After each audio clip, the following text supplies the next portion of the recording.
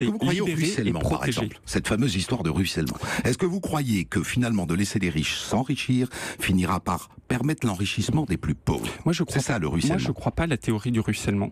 Mais la réforme, par exemple, de l'ISF, je l'assume totalement. Et je vais vous dire pourquoi. J'ai passé des années, mais des années, à sauver des entreprises en difficulté partout sur le territoire français. Vous savez, ces entreprises qui, à la fin du mois, n'ont plus de trésorerie parce qu'elles ont, par exemple, un problème de délai de paiement.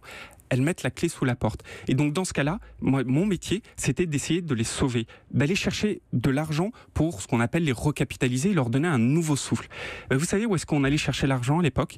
Chez les anglo-saxons, chez les Russes, chez les Chinois. Parce que de l'argent français, des gens qui investissaient dans les PME ou dans les ETI, il n'y en avait pas. Et donc, la réforme de l'ISF qui vise à mettre l'épargne des Français dans l'investissement des PME et des ETI, c'est bon pour le pays, c'est bon pour l'emploi. Et deuxièmement, une personne qui est aisée, moi je préfère qu'elle reste en France, qu'elle paye des impôts en France, qu'elle paye la TVA en France, plutôt qu'elle ne parte en Belgique ou dans un pays limitrophe. C'est ça la réalité de notre pays aujourd'hui et c'est ça contre quoi nous luttons.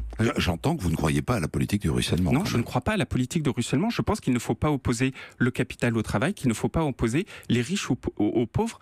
Mais vous savez, là, je reviens de 48 heures avec le président de la République dans les quartiers prioritaires de la ville. Nous étions à Clichy-Montfermeil, à Roubaix, à Tourcoing, où le président de la République a fait un discours fondateur sur une politique au bénéfice des plus fragiles qui habitent dans les quartiers prioritaires de la ville.